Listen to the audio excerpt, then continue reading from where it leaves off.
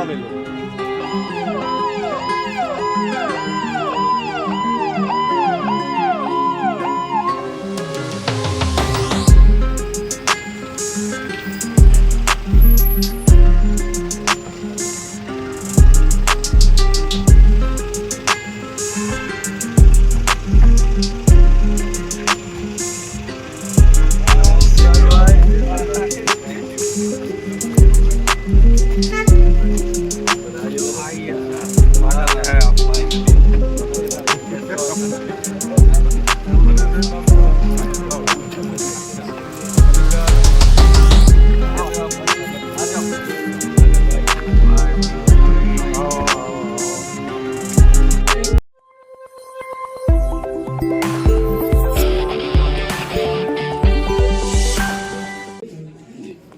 आज यहाँ अहमदाबाद में गुजरात के पूरे संगठन के रिव्यू के संबंध में आज एक मीटिंग रखी गई है। इस मीटिंग में हमारे सारे विधानसभा चुनाव लड़े हुए कैंडिडेट्स और संगठन के सारे प्रमुख पदाधिकारी आएंगे और संगठन के रिव्यू के साथ साथ एक चीज़ की घोषणा और करनी थी कि 7 जनवरी को गुजरात आएंगे हमारे नेता माननीय अरविंद केजरीवाल जी और साथ में आएंगे माननीय भगवंत मान जी। ये चैतर भाई के विधानसभा में एक जनसभा रखे, उस जनसभा को संबोधित करेंगे हमारे लीडर। और इस सभा का प्रमुख उद्देश्य यही था कि वहाँ की जनता, वहाँ के वॉलंटियर और कार्यकर्ता काफ़ी कांटेक्ट कर रहे थे। जिस तरीके से चैतर भाई को इन्होंने गिरफ्तार किया है उसके बाद, तो वहाँ के वॉलंटियर की मांग के हिसाब से और उनसे बात करने के लिए, उनका मनोबल बढ़ाने के लिए पार्टी ने वहाँ पर सभा रखी है। ये 7 जनवरी को है। ओवरऑल अगर आप देखेंगे इस देश में जो भी व्यक्ति नरेंद्र मोदी जी या भारतीय जनता पार्टी से प्रश्न पूछता है या उनके खिलाफ आवाज उठाता है, या तो ये उनको सस्पेंड करा देते हैं या फिर उनको गिरफ्तार करा लेते हैं। अब ये परिस्थिति पूरे देश में चारों तरफ है और ये परिस्थिति इस बुरी तरह फैलते जा रही है कि देश में प्रजातंत्र को ऐसा लगता है कि भारतीय जनता पार्टी लगता है कि प्रजातंत्र को ही पूरी तरीके से खत्म कर देगी। चैतर वसावा का आप उदाहरण ले सकते हैं। चैतर वसावा जी अपने क्षेत्र के बहुत जनमानस में बहुत ही प्रिय नेता है, लोग उन्हें प्यार करते हैं, उनका काफ़ी नाम है। और भारतीय जनता पार्टी को लगता है कि चैतर वसावा जी आने वाले समय में लोकसभा चुनाव में चैतर वसावा जी उनके लिए बड़े समस्या का कारण बन सकते हैं। तो किसी भी तरीके से चैतर को या फंसाओ या हटाओ, जो मर्जी करो, बस चैतर को चुनाव के राजनीति की रणनीति से हटा दो। तो भाजपा की जो ये रणनीति है कि या तो वो किसी को खरीदने की कोशिश करते हैं, अगर किसी को खरीद नहीं पाते हैं तो फिर वो किसी भी दूसरे तरीके से षड्यंत्र करके उसको रास्ते से हटाने की कोशिश करते हैं। और ऐसे ही चुनाव लड़ने की उनकी पूरी प्रक्रिया है। ये उनकी कैंपेन का हिस्सा बन गया है। गुजरात में भारतीय जनता पार्टी की फिर से सरकार बनी थी। विधानसभा में जनता ने भारी बहुमत से भाजपा को फिर से लाया। लेकिन अगर आप देखेंगे कि सारी वही समस्याएं, बेरोजगारी की समस्या अभी भी जस की तस है, किसानों की परिस्थिति में कोई बदलाव हुआ नहीं, जस का तस है।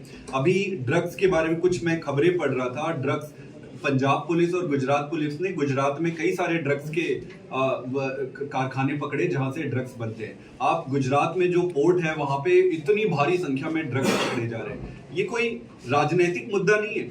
जो नौजवान है, जहां पर रोजगार की समस्या है, वहां अगर ड्रग्स आप सप्लाई करोगे तो आने वाले समय में आपके सारे नौजवान ड्रग्स के चपेट में आ जाएंगे। किसी भी प्रकार की आप समस्या ले लो जिससे गुजरात जूझ रहा है, क्या भाजपा की सरकार जीतने के बाद एक भी समस्या पे काम की है? इसका उत्तर जनता के सामने है। इन्हें ना कोई काम करना है, न इन्हें किसी काम से मतलब है। इन्हें सिर्फ चुनाव जीतना है। अगर ये चुनाव जीत गए तो बहुत अच्छी बात, अगर ये चुनाव नहीं जीत पाए तो फिर किसी शाम दाम दंड भेद करके जीते हुए व्यक्ति को तोड़ के अपने पे शामिल करो, लेकिन एक छत्र शासन चलना चाहिए। प्रजातंत्र गया भाड़ में। तो मेरा ये मानना है कि गुजरात की जनता बदलाव के लिए मन पिछली बारी बना चुकी थी। आम आदमी पार्टी का संघर्ष जारी रहेगा। चुनाव जीतना, चुनाव हारना, ये संघर्ष का हिस्सा है। प्रमुख मुद्दा ये है, प्रमुख बात ये है कि आम आदमी पार्टी जनता के मुद्दे को लेकर लड़ती रहेगी। चेतन वसावा जी को क्या लोकसभा में टिकट मिलेगी या पार्टी उनके ऊपर क्या सोच रही है? देखिए, अभी आपको पता ही होगा कि इंडिया अलायंस के हिस्सेदारी है आम आदमी पार्टी, उसकी घटक दल है। तो टिकट से संबंधित कोई भी घोषणा निश्चित रूप से घटक दलों के साथ मीटिंग करके आधिकारिक तौर से तभी वो कर सकती है। लेकिन मुझे यहाँ आने पर पता चला और जो वहाँ की जनता से बात करके पता चला है कि वो बहुत ज्यादा फेमस है। आज अगर वो चुनाव लड़ते हैं वहां पे, तो भारतीय जनता पार्टी की पहली सीट गिरेगी, हारेगी तो वो वहीं से शुरू होगी। तो पाठक जी, आप जिस तरह से बोल रहे हैं, रणनीति भी जिस तरह से आपकी पार्टी बना रही है, लेकिन कहीं ना कहीं कांग्रेस आपके यहाँ से छोड़ के सब कांग्रेस में ज्वाइन कर रहे हैं, वो उस पर आप किस तरह से आपका समझ? मुझे नहीं लगता ऐसा कुछ है, लेकिन आप ये देखेंगे कि आम आदमी पार्टी इतने कम समय में नेशनल पार्टी बनी है। इतने कम समय में नेशनल पार्टी बनने के बाद आप देखेंगे दूसरे राज्यों में भी जिस तरीके से संगठन का विस्तार हुआ है। संगठन को बनाना, संगठन का विस्तार करना, जब संगठन मजबूत होती है तभी आपको राजनीतिक परिणाम आते हैं। और हमारा ये मानना है कि आम आदमी पार्टी दिन दुनी और रात चौगुनी बढ़ रही है। आप बाकी किसी भी स्टेट्स में जाकर देख सकते हैं, गुजरात में भी जो परिणाम आए, उस परिणाम में अगर आप सीटों की संख्या के हिसाब से देखेंगे तो आपको कुछ और लगेगा। लेकिन अगर आप देखेंगे कि 40-41 लाख लोगों ने अपना वोट दिया था, और जिस तरीके से ये वोट दिए हैं, विषम परिस्थिति में आम आदमी पार्टी ने चुनाव लड़ा। आपने देखा होगा कि किस तरीके से कैंडिडेट तक को ये परस्यू कर रहे थे अपने फॉर्म को वापस ले लो करके। वो एक अलग ही चुनाव था, वो आपको पता है। इलेक्शन के बाद में केजरीवाल जी ने एक बार भी गुजरात की मुलाकात नहीं ली है। आएंगे, अभी आ रहे हैं। 1 साल के बाद 1 साल हो गए हैं, आपने सूरत में बाकायदा कैंपेन चलाया था कॉर्पोरेट जीतने पर, विधानसभा के जीतने के बाद में क्यों नहीं किया? आएंगे, वापस आएंगे। और मेरे ख्याल से कई सारे स्टेट्स पे काम लगा हुआ था, जैसे 3 स्टेट्स पे लगे हुए थे, पंजाब में था, दिल्ली में था, सब तरफ जा रहे हैं, गुजरात में आएंगे। पाठक जी, जिस तरह से अलायंस चल रहा है इंडिया को लेके और आप भी इसमें जुड़े हुए हैं, तो कहीं ना कहीं गुजरात में तो आपकी पार्टियां जो हैं वो टूट के कांग्रेस में जा रही है। तो एक कैसे लेके जरा नहीं, मुझे नहीं लगता है कि कोई टूट के जा रहा है। छोटे मोटे नीचे के लेवल पे होता है, उसको आप देखिए लीडरशिप के लेवल पे। लीडरशिप जिस तरीके से आम आदमी पार्टी, आज ही की आप मीटिंग में देख सकते हैं, पहली बार जब हम मीटिंग करते थे तो हमारे पास लीडरों की संख्या कम होती थी, आज हमारे पास इतने सारे लीडर हैं। तो जनता का आशीर्वाद और जनता का प्यार निर्धारित करता है पार्टी बढ़ रहा है या घट रहा है। जनता का प्यार अगर आप देखेंगे तो जहां हम खड़े थे वहां से हम जितना भी ऊपर गए हैं वो जनता के प्यार और आशीर्वाद से। संजीव जी, जब केजरीवाल यहाँ पे प्रचार में आते थे तो यही कहते थे कि कांग्रेस को वोट देने का कोई मतलब नहीं है, कांग्रेस के जो भी लीडर जीत के आते हैं वो बीजेपी में जुड़ जा रहे हैं। आपके भी एक लीडर, आप बोलते लीडरशिप खत्म नहीं हुई, लेकिन आपके एक विधायक टूट के चले गए और दूसरे 3-4 विधायकों की बात चल रही खुलने के पास है। 2 लोगों ने सामने आके खुल के बोल दिया, अभी तक एक जो विधायक है वो सामने आके नहीं बोल रहे। तो आपने कहा था कि कांग्रेस को वोट देना इज इक्वल टू बीजेपी को वोट देना, तो आपके विधायक टूट के चले गए अभी तो। मैं बताता हूँ, जिस दिन से 5 हमारे विधायक जीते थे, भारतीय जनता पार्टी का एक ही उद्देश्य था कि बाकी सारे काम छोड़ दो, किसी भी तरीके से इनके 5 विधायक को तोड़ो। और ये कोई नई बात नहीं बता रहा हूं, आप अपने सारे के सारे जनता को ये पता है, अपने दिल पे हाथ रख के बोलिए, सबको ये पता है कि भाजपा का एक ही टारगेट है कि किसी भी तरीके से इनके 5 विधायक को तोड़ो। ये एक विधायक के पीछे, एक विधायक के पीछे पड़ रहे हैं, लेकिन उसका नतीजा कुछ निकलेगा नहीं। अंत पंत में इम्पोर्टेंट जो है, महत्वपूर्ण जो है, जनता होती है। जनता ने वोट दिया है, विसावदर की जनता ने आम आदमी पार्टी को वोट दिया था।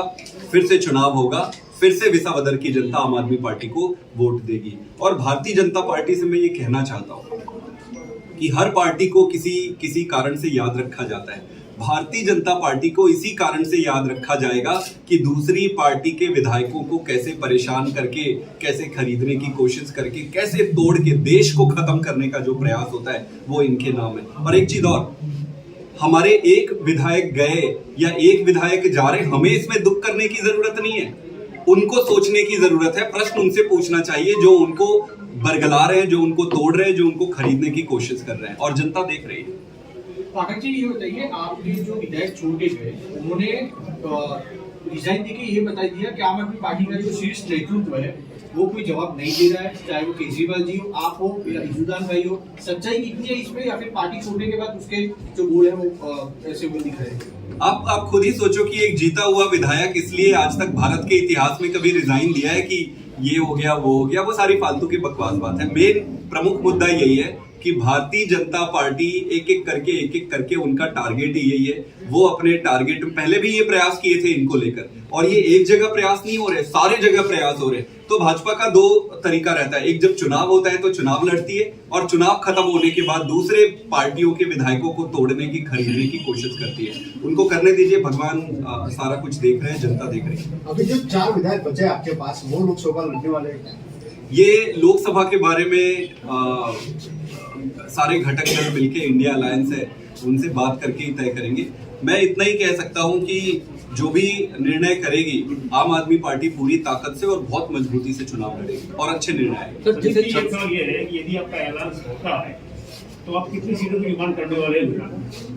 अब ये तो इंटरनल डिस्कशन का मामला है। मेरा ये मानना है कि वो सबके सामने है कि जिस तरीके से गुजरात की जनता ने आम आदमी पार्टी को जितना प्यार और जितना आशीर्वाद दिया है, निश्चित रूप से वो आधार बनेगा, और जो भी कमेटी बनेगी वो कमेटी उस पर सबको ध्यान में रखकर, सारी बातों को ध्यान में रखकर निर्णय लेगी। और यदि अलायंस नहीं होता तो कितने सीटों पे आपकी कैंडिडेट की अपनी क्षमता है? अलायंस तो हुई है सर। एक पार्टी एटलीस्ट अलायंस होने के बाद भी प्रेजेंट कितनी सीटों पे, यानी आप यहाँ पे आप सोच रहे हैं कि हम अपने उम्मीदवार को खड़े करें?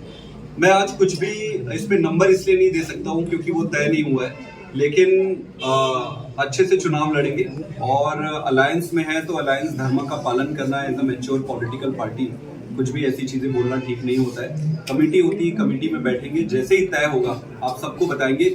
जो भी सीट पे लड़ेंगे पूरी ताकत से चुनाव लड़ेंगे। Okay, thank you.